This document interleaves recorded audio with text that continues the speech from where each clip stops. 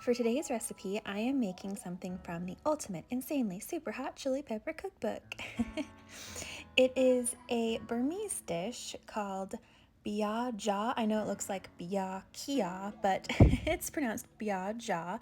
They're split pea fritters. And I'm also going to be making a dipping sauce that was also in this same cookbook that is a sesame dipping sauce. Now, fun fact, this recipe obviously comes from Burmese cuisine. The country's official full name is the Republic of the Union of Myanmar, and in English, the country is popularly known as either Burma or Myanmar. So there you go. So to start, I took some split peas and I soaked them overnight, all the way submerged in water, and then the next day I put them all in the blender and blended them up. It did take a few pulses, adding a little bit of water as I went to get them into a really smooth consistency like this, and I know it looks like baby food, but hang with me. It ends up being pretty good, spoiler alert. So then you take your mashed up split pea mixture and you pour it into a bowl. Now I used the bowl of my stand mixer because I ended up mixing it quite a bit more thoroughly after this, but I don't think you really need to do that, honestly. And here's some all-purpose flour. In the recipe it called for chickpea flour, but all I had was all-purpose, so that's what I went with. And now I'm adding in some finely diced onion and also some finely minced garlic. Get all that in there, and then add in a teaspoon of turmeric and some chili powder. In the recipe, it called for a half teaspoon of chili powder. Now, I think they were meaning hot chili powder. So what I did was I added in some cayenne powder, which was not in the recipe, but my chili powder isn't very hot, so I added that. There's some black pepper and some salt, obviously, you gotta have some salt, and then some baking powder. I think this helps it become a bit more fritter-like, so mix that all together and make sure it's thoroughly combined. Mine felt a little bit wet to me, so I did end up adding a little bit more flour as I went. I'm not sure if that was what I was supposed to do, but my intuition was telling me add more flour, so I did. Now I put it on in my stand mixer. This was the part I was telling you about that I think you can probably skip because I think it would be totally fine if you just did this all by hand. Now onto the sauce.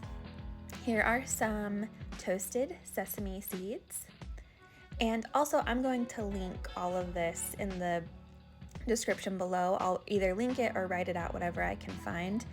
And this is some soy sauce, 4 tablespoons, I believe, and then ground shrimp, which I found this at my local Hispanic market, and I haven't worked with it very much, but honestly, I think it really made this sauce super tasty. It doesn't taste like shrimp or fish at all. It just gave it a really nice background flavor. There's some sugar, and then I add in some vinegar. And then last but not least, a Serrano pepper. I did about half of a fresh Serrano pepper. Mix that all up together and then just set that aside until you're ready to eat. Okay, I got my oil hot. This time I actually got it hot. If you've seen my last videos, you know I have a problem with not getting the oil hot enough. And then you spoon in your batter. As you can see, it's kind of a loose batter. So I didn't even try this in the air fryer. I was like, you know what? I'm just gonna do what it says in the recipe because this batter is loose. It's gonna go everywhere in my air fryer. So I just did it stovetop in a shallow fry. And look, it got browned really nicely, and they were quite easy to work with. I mean, easier than I thought. Well, except for that one. Look, that one broke down there. But that is okay. That's what, I want to show you the realness of what happens. And then you take it out and you drain it on a paper towel. You'll see my little tester one up there, the sad little tester one. Yeah, you want to take these out and drain them on a paper towel and make sure you salt them. Here's my second batch. I'm feeling more confident. So I just wanted to let you know that these ended up tasting really nice. I think if you are vegan and you're craving like a little fritter snack that almost kind of tastes a little bit meaty because of the style of those blended up split peas, I think you might really like this. I ended up, look, there I'm dancing because I like the golden color on those ones. And here they are when they're out of the fryer. Nice golden brown with that hint of green, but you know, we'll work with it. Oh, and here I am putting a little bit extra, very coarse salt on them.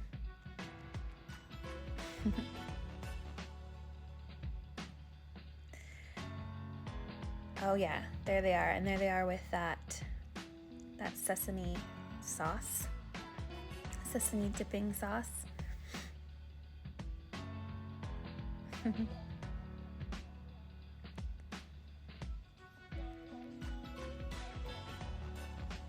And here's what they look like inside. To me, as you'll see when I taste them later on, they totally remind me of like a chicky nugget type of snack. There's my first taste, off camera. Sorry, had to do it. Big thumbs up. Another dance, there we go. So I had more batter. So what I decided to do was try a batch in the oven. So I preheated my oven to 400 degrees and I spooned these out. Don't they kind of look like cookies? How funny. And then I popped them in the oven for about 20 minutes because I thought, you know, there's only so much fried food I can eat. I want to see if I can bake these. And this is what they looked like when they came out of the oven. Pretty solid, if you ask me, for not using hardly any oil.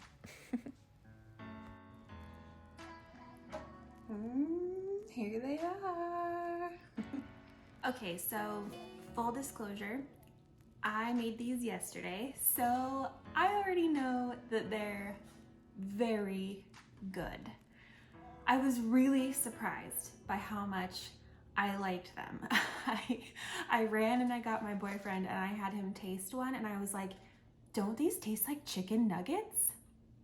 They're not exactly that, but I feel like they might be the closest thing you could get to a vegan chicken nugget using split peas. So I wanted to show you. This is the one I fried. This is the one I baked. The fried one is definitely better. Here, let me show you the inside.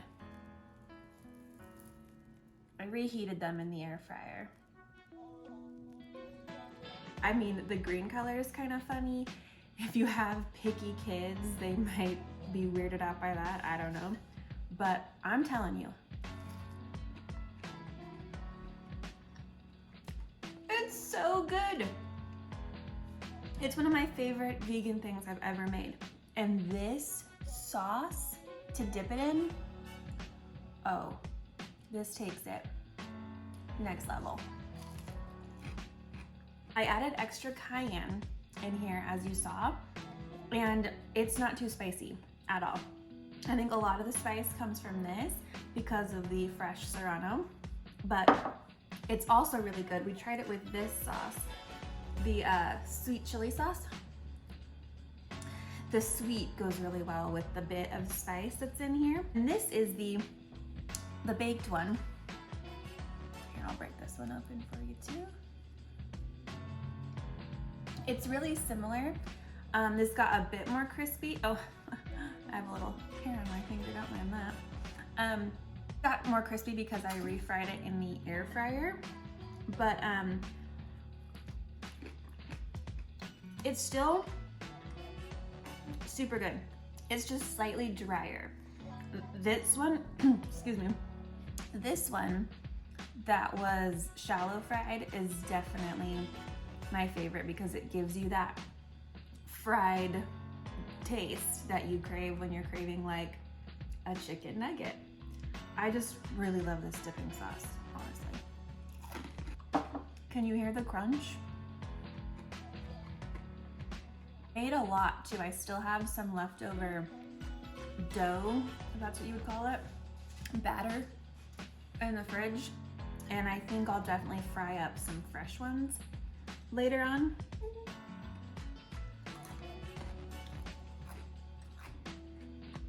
It's so good.